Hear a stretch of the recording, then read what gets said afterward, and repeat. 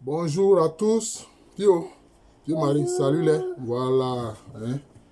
On appelle ça sourire d'enfance. Faut sourire à mes auditeurs.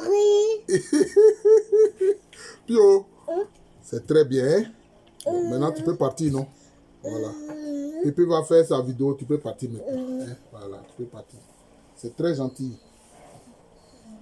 Faut pas jouer ton tam-tam là. Hein? T'as compris? Ok. Alors, je voudrais ici aborder un sujet important qui concerne les Touaregs, ce qu'on appelle ordinairement les Touaregs. Eux-mêmes, ils se donnent le nom de Kel Tamatchek. En fait, Kel Tamatchek, c'est-à-dire que ceux qui parlent la langue Tamatchek, c'est ce que ça veut dire, Kel Tamatchek. Et les Kel Tamatchek, depuis toujours, ont été constitués de personnes à peau claire et de personnes à peau noire. Et en leur sein, ce n'est pas comme les Beydan qui sont en Mauritanie, qui sont venus du Yémen. Les personnes à peau claire ne se considéraient pas supérieures aux personnes à peau noire. Non, pas du tout. Tous pouvaient faire partie d'une même famille. D'ailleurs, anciennement, lesquels Tamatchek étaient matrilinéaires. Je répète.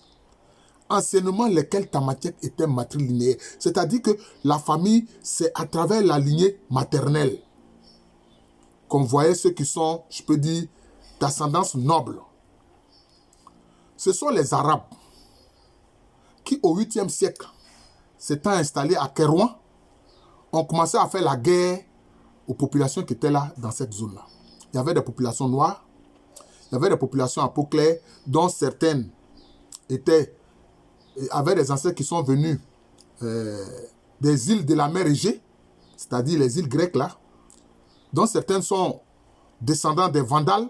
Quand au 5e siècle, certains Vandales se sont installés en Afrique du Nord, mais dans toute cette zone d'enseignement, c'était des populations noires. D'ailleurs, quand on parle de mort, mort, ça veut dire ce qui est noir. Mouresque, ce qui est noir. C'est pour ça que Saint-Maurice, dont on parle, hein, qui était un soldat romain, c'était un noir de l'Égypte antique. Lui et tous ses soldats, c'était des noirs. Vous comprenez? Et c'est au 8e siècle que les Arabes, eux, ils sont venus. Et avec leur mentalité de grégaire, hein, qui ne tiennent pas du tout de leur prophète, qui a dit à toi ta religion et à moi ma religion, ils ont commencé à faire des guerres contre ces populations berbères qui étaient dans le nord. C'est ce qui s'est passé. D'ailleurs, il y a une reine berbère qui s'appelle Delia, qu'ils ont humiliée après avoir vaincu son armée. Voilà. Donc, voilà, c'est ce qui s'est passé. C'est ce qui s'est passé. Les Arabes, ils arrivent au 8e siècle après Jésus-Christ. Or, ces populations sont là depuis, surtout les populations noires, c'est depuis la préhistoire. Maintenant, les Vandales, ils sont venus au 5e siècle, donc durant la période de l'Antiquité. Et puis maintenant aussi, les populations qui sont venues de la mer Égée, c'est aussi durant l'Antiquité. Et donc, il y a eu des brassailles dans cette zone avec ces populations noires qui y étaient. Maintenant, concernant les Kel Tamatchek, qu'est-ce qui se passe? Ils ont été instrumentalisés pour certains, pas tous, Dieu merci, certains, ceux qui ont créé d'abord le Front National de Libération de l'Azawad, qu'anciennement on appelait le FNLA. Maintenant, ça a muté, c'est devenu FLA, le Front de Libération de l'Azawad. Mais je le dis franchement, ce sont des politiciens français manipulateurs qui ont commencé à dire à certains Kel Tamatchek, vous là, vous avez la peau claire, vous n'avez rien à voir avec les Noirs, hein, et puis vous laissez un gouvernement de Noirs comme celui de Bamako vous diriger. Or, mais quand il y a eu les grands empires dans cette région-là, à commencer par d'abord le royaume de Ouagadougou qui est devenu ensuite l'empire du Ghana, en Sénégambie. mais les Kel Tamatchek là, ils étaient dirigés par des empereurs noirs. Ensuite, quand il y a eu l'empire du Mali, c'était la même chose.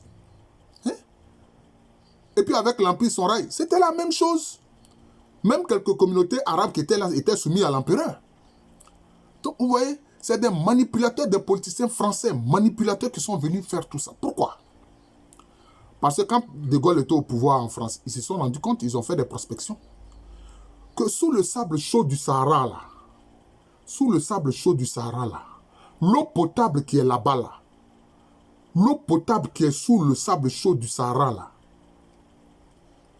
ça peut désaltérer les gens pendant des centaines et des centaines d'années.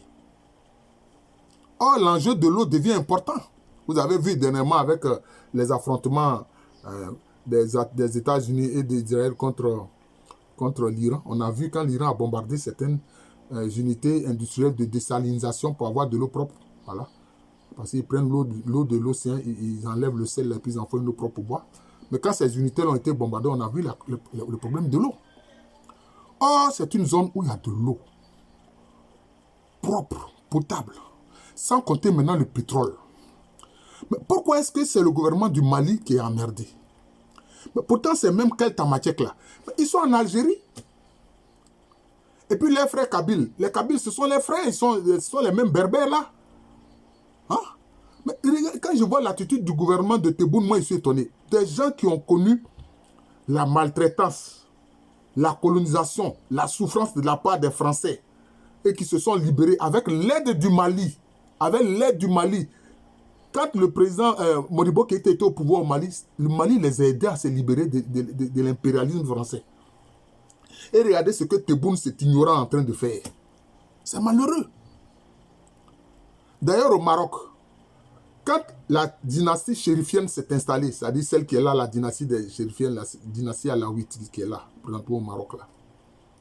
Mais quelle est la façon de faire? Le roi, qui est de la dynastie chérifienne, il épouse toujours une femme d'origine berbère. Il épouse une femme d'origine berbère. C'était l'alliance qu'il y a eu entre cette famille qui se veut arabe, mais en fait qui descend de Fatima, la fille du prophète. Donc ce n'est pas en ligne paternelle qui se réclame du prophète, mais c'est en ligne maternelle qui se réclame du prophète Mohammed. Donc c'est comme ça. Donc au Maroc, il y a moins une accentuation du racisme. Quelquefois, il y en a aujourd'hui avec les migrants qui vont là-bas. Bon. Sinon, c'est comme ça, ça a été toujours comme ça. Le roi du Maroc, sa femme là, avec qui il va faire ses héritiers là, c'est toujours une femme berbère.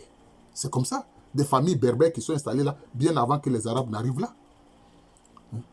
D'ailleurs, il faut voir que malheureusement, quand les berbères ont subi la colonisation, pour ne pas dire la domination de l'impérialisme arabe, au XIe siècle, c'est eux qui vont former les troupes almoravides pour venir détruire l'empire du Ghana. Ce sont les Berbères qui ont fait ça. Ils ont eu la contagion des barbares arabes. Ça, j'ose le dire. Heureusement que tous ne sont pas comme ça. Voilà. Moi, je fais toujours la distinction. Les barbares arabes qui se sont installés à Kérouan, là, c'est eux. Vous voyez, c'est eux. Donc, quand même, quand certains sont allés créer Al-Andalus au sud de l'Espagne actuelle, il y avait plein de Noirs dans leurs troupes, guerrières. Donc, vous voyez, donc, ils ont instrumentalisé les Keltamatiek pour dire, vous êtes des gens à peau claire, vous êtes des Blancs. Et puis, vous laissez le gouvernement de Bamako, les Noirs, là, vous diriger. Alors qu'en fait, en arrière-plan, c'est pour mettre la main sur les ressources énormes qui sont au Mali. Mais pourquoi ces Keltamatiek n'emmerdent pas le gouvernement? C'est une façon de parler. Hein. C'est-à-dire ne cause pas des ennuis au gouvernement algérien. Pourquoi s'ils ne causent pas des ennuis au gouvernement mauritanien? Pourquoi s'ils ne causent pas des ennuis au gouvernement marocain? Parce que là-bas, c'est censé être des gens à peau claire qui gouvernent. Moi, j'ai toujours dit que les racistes, ils sont bêtes, ils sont inintelligents. Ils sont inintelligents. Voilà le problème. Hein? En plus, il se réclame de l'islam et du prophète Mohammed. Mais lui, il a dit quoi? Il dit aux gens de sa communauté, le meilleur parmi vous là, c'est celui qui est le plus pieux. Voilà. Il n'a pas dit celui qui a peau claire. D'ailleurs, même il est dit dans les hadiths hein, que un jour, le prophète Mohammed a fait un songe et puis il voit qui? Il voit Bilal qui le précède sur le chemin du paradis, sur le chemin du Firdaus. Mais on a voulu faire croire que Bilal était un esclave du prophète Mohammed. Ce n'est pas vrai. C'est un de ses compagnons, ce n'est pas son esclave. D'ailleurs, il faut savoir que les Noirs d'origine éthiopienne, comme le cas de Bilal, ils ont dominé la péninsule arabique. Il y a un vice-roi de l'Éthiopie qu'on appelle Abraha qui a dominé la péninsule arabique. Les gens ne connaissent pas l'histoire et puis ils viennent dire des conneries. Moi, je suis un historien. Hein. Je suis serviteur de la vérité historique. Ils ont dominé. D'ailleurs, dans un passage du Coran, on parle de ça où on dit ce qu'on a appelé les hommes de l'éléphant. Ce sont ces Éthiopiens, justement. Et il a dit qu'Allah a envoyé des pierres brûlantes contre eux. Bon, ça c'est une autre affaire. Donc vous comprenez? Donc c'est ça la réalité. Ils ont instrumentalisé certains Touaregs, certains Keltamachek, hein, pour qu'ils se tournent contre le gouvernement de Bamako. Comme on le voit. Hein. D'abord, c'était le Front National de Libération de l'Azawad. Maintenant, c'est le Front de Libération de l'Azawad. Et ils viennent parler au nom de tout le peuple Keltamachek. Ces imbéciles-là, c'est-à-dire des gens qui manquent d'intelligence. Voilà le problème. Et ils sont manipulés par la classe politique française. Cette attaque massive du 25 avril 2026, ça vient de là. Tout ça, ça vient de là. Et justement, certains Keltamachek sont instrumentalisés par la classe politique française. C'est inadmissible. Il faut qu'on dénonce ça. C'est pas bon. D'ailleurs, leur objectif, c'est d'exploiter les ressources, même dans l'hypothèse qui n'arrivera jamais, Inch'Allah, hein, d'un État azawadien, comme ils disent là. L'objectif des Français, c'est de mettre la main sur les ressources. Parce que quand on regarde les Occidentaux, finalement, ils sont comme des mendiants violents. Ils veulent des ressources naturelles qu'ils n'ont pas en Europe, mais ils veulent les obtenir par la force, par la violence. Oh non. Au Japon, les Japonais n'ont pas de ressources naturelles, n'ont pas beaucoup de ressources naturelles, mais ils les acquièrent, ils les achètent tranquillement. Pourquoi est-ce que ces Occidentaux-là, ces Européens vont continuer à faire des guerres pour des ressources naturelles? Ce sont des vrais barbares. Hein? Moi, quand je pense à ce qui se passe dans le Kivu, plus de 18 millions de morts et on n'en parle pas. Quels sont ceux qui sont derrière? Ce sont les multinationales de ces Occidentaux-là. Des barbares devant l'Éternel. Et quelquefois, il y a des frères africains qui disent, non, non, non, ils sont venus, ils ont parlé de Jésus. Mais si le diable vient te parler de Jésus, donc tu vas, et que lui, il agit en diable, c'est Jésus que tu vas accuser. Soyons sérieux. Soyons sérieux. Voilà. Jésus, comme je le dis là, il est le Seigneur de l'amour. Il a dit, aimez-vous les uns les autres. Hein? Ne fais pas à autrui ce que tu n'aimerais pas qu'on te fasse. Voilà le message de Jésus. Pourquoi est-ce que des barbares viennent pour faire la traite négrière, pour nous coloniser? Aujourd'hui, ils sont en train de diviser le peuple des Keltamachek, alors que c'était un peuple de métis brassés, des gens en peau claire comme des gens en peau noire, dans la même famille. Et ils étaient matrilinéaires. Ils les manipulent aujourd'hui pour autre chose. Donc voilà. Donc vous devez savoir ce qui est derrière cette affaire de FLA, qui aujourd'hui s'est fait quoi? C'est allié à Al-Qaïda. Mais qui a créé Al-Qaïda? Mais ce sont les services secrets américains pour combattre les soviétiques en Afghanistan. Voilà que c'est devenu comme une plaie partout qui empeste l'univers, hein, et qui est derrière financé par les Émirats arabes unis.